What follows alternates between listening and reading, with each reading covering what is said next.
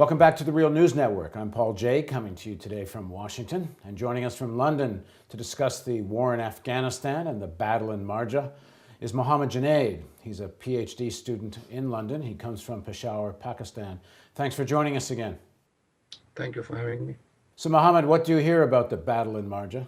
The sources from the media and the sources, in Peshawar and other places whom we talk to normally, and those people who travel back from Afghanistan, the summary of the situation is that what NATO and ANA, the Operation Mushtarak, wanted to project is rather slow, although there is success. The on-ground situation has very conflicting reports. Those people who have come from that place have normally indicated that there are enough civilian casualties to call it a bloody war. On the other hand, if you look at the embedded journalists or whatever is coming out controlled from that area, that shows a very rosy picture. However, it should be considered that there has to be some violence, some amount of violence.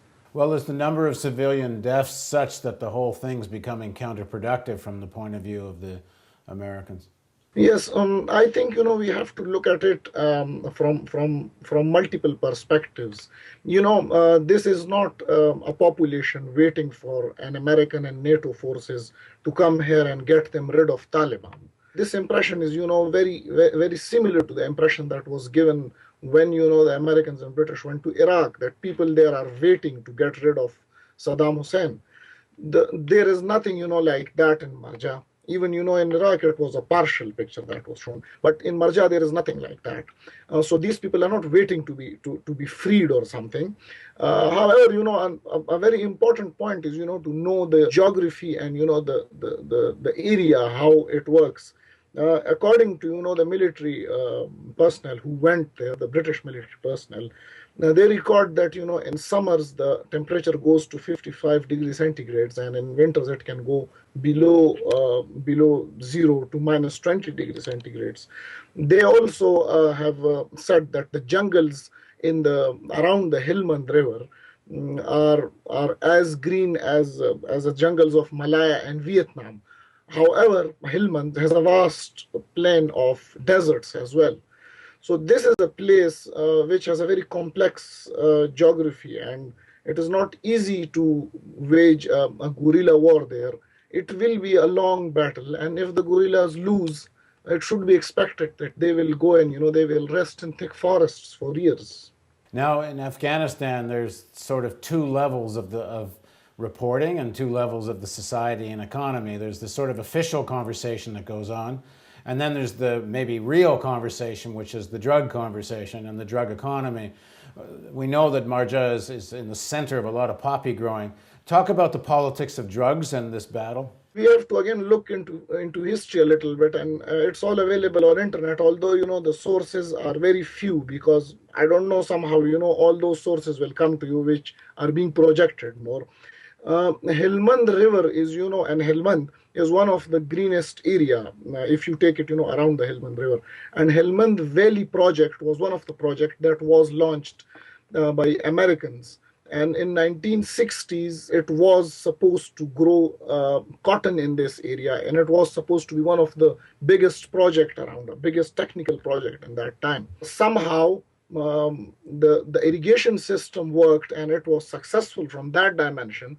However, it was a failure in terms of growing cotton, because all that irrigation system was diverted to poppy growing. Because they could grow it there. That was, the beginning of that. Although poppy was being grown there, but not at this level. So now, it produces 42% of all the poppy crop in Afghanistan, which is a big percentage. Now, Helmand has, a big population, almost 25% population consists of a Pashtun tribe, which is called Alizais. So Alizai tribe is present in Helmand. They are also in Kandahar. They are in Balochistan, in Pakistani and in Iranian Balochistan as well. Mohammed, when you say tribe, how many people are we talking about that would be considered part of this tribe? Now, a tribe also, has levels. As you say, levels. So we should be, conscious of that. There are those people who are drug lords who control the things. They may be, around a few thousand. And then they have, those who depend on them. that may be up to 500,000 people in that tribe. But this tribe is pretty important from the respect of poppy growing. They would not want the real development to come there even, because they have a hold there. They are drug lords. They are earning a huge amount of money, and people there are living by that money as well. So there is a local economy to that. So you can expect a huge amount of resistance from them. One should be cautious to look at it. Uh, the touch of caution is that they will expect NATO and INA to be there for 6 months or a year or 1.5, so they can bear it for some time. But then later on, it can explode into something, because they would not want their poppy thing going out of hand. Much of the Afghan army is Uzbek and Tajik, and much of that army is riddled with connections to warlords. And some, as far as I know, some of the soldiers even do double duty in terms of working part-time for warlords and part of the army. How does that affect the issue of the drug politics here? When I analyze it, I let's do a stakeholder analysis of that. There are different parties with different stakes, and that can be they can make the situation understandable for us. There is ANA, the Afghan National Army, which is represented by Tajiks and Uzbeks largely. There are the Taliban who want their lost government to come back to them. They want their government back. They want their rule. There is US and NATO who want to develop that place and win the hearts and minds of the people. And there are drug lords. Now, drug lords is the most persistent species, I think, because they can be in Afghan National Army. They can be seen with Karzai. They can be seen from among the Alizai tribes. They can be seen from among Taliban even. So they are the most persistent group in that. Each group in here has their own benefits to take, their own stakes. The Tajiks and Uzbeks will obviously want to eradicate the poppy. That will give them an upper hand in the long run over Pashtuns in monetary terms. Because they would still have poppy up north. They will have poppy up north, exactly. As I said, the Alizai tribes, which is the strongest tribe here, they have a lot of stakes in drugs as well. But now there is a drug war going on in this. These drug lords will be pitted against the drug lords, which are from the northern Afghanistan, the Tajiks and Uzbeks. And again, this will become a corporate war from that dimension. From the local dimension, if you tell people to go and ask for your money from NATO and ANA and take their support, rather than having your own indigenous poppy and having your own money, that will create a shift. The Alizai tribe, what is their relationship to the Taliban?